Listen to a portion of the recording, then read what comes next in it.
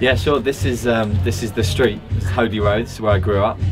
I lived on this street for about probably 15, 16 years from the age of about 5.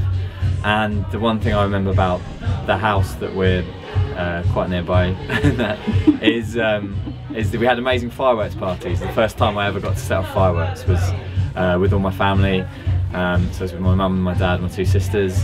And my sisters never got to let off the fireworks, but I was always, every year, got to let off the fireworks and you know, be with the men doing the stupid things with the explosives, which was always really good.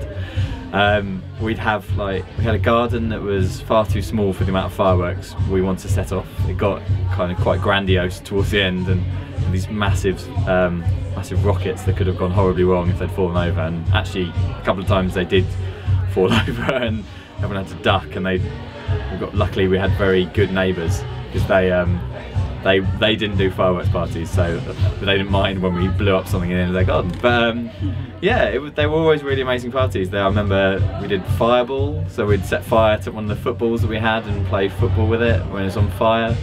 We do walk the plank, which was you lay a plank over the fire and let it burn for a bit, and then you'd run over it, and the person whose foot went through and jokingly went into the fire was lost out. And there was a couple of trees in the garden that were never quite the same again, because a couple of them caught fire during bonfire night and just died. They were always dead after that point. But it was always a really, really nice night. And it's just a lot of amateurish mistakes about putting fireworks on the bonfire that shot off. And I remember one year thinking, why should I go around and set everyone's sparklers alight at different times? Why don't I just hold all the sparklers we have in the entire house in one hand and set fire to them, and then they'll all light each other, and I'll go and give it around to everyone. So I had a handful of maybe 50 of the brightest sparklers you've ever seen in your life. Couldn't look at it.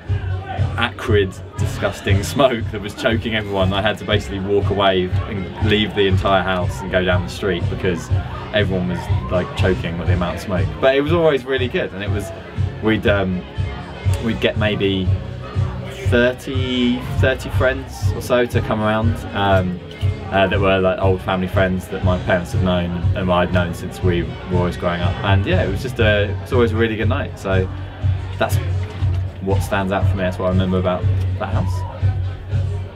That's lovely, man. That's really good.